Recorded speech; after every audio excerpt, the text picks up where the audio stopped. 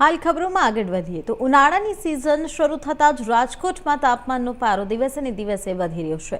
ત્યારે હાલ રાજકોટમાં છેલ્લા 5 દિવસથી તાપમાનનો પારો 42 ડિગ્રીને પાર થતો જોવા મળી રહ્યો છે।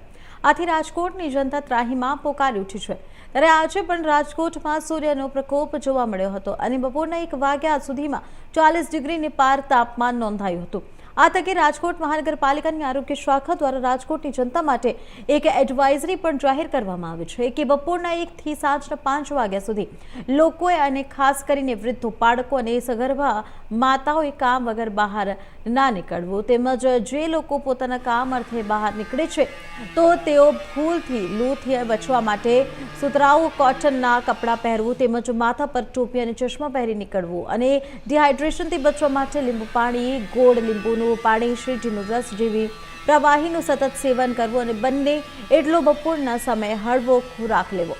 તો ત્યારે હવામાન વિભાગ દ્વારા પણ હજુ 2 થી 3 દિવસ તાપમાનનો પારો ઊંચો રહેશે તેવી આગાહી કરવામાં આવી છે।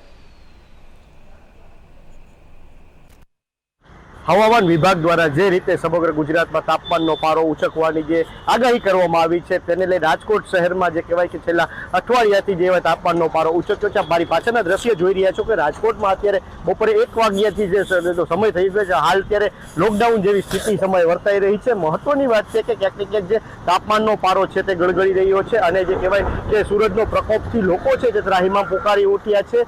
ત્યારે આ જ્યારે બપોરે 1 વાગ્યાથી લઈ કહેવાય કે રાજકોટમાં જે કહેવાય 42 ડિગ્રીને પાર તાપમાન છે તે પહોંચ્યું છે।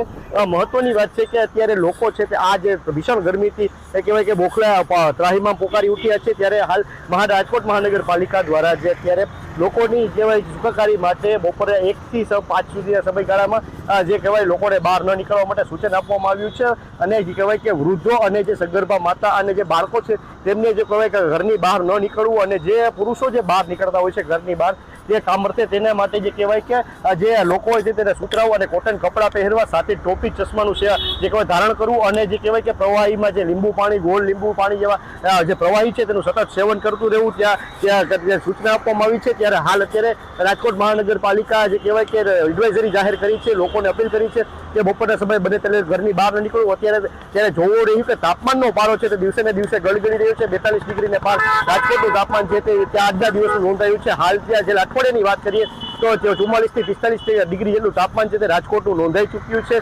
ત્યારે આવનારા દિવસોમાં પણ એક આગાહી હવામાન વિભાગ દ્વારા જે આગાહી કરવામાં આવી છે કે તાપમાનનો પારો હજી પણ જેવાય ઉચકી શકે એમ છે અને ગરમીનો પ્રકોપ છે તે આના પછી પણ વધી શકે તેવી હાલ હવામાન વિભાગ દ્વારા આગાહી કરવામાં આવી છે। કેમેરામેન હાર્દિક ભોણે સાથે પ્રતિક લીંબાણી, ઇન્ડિયા ન્યૂઝ, રાજકોટ।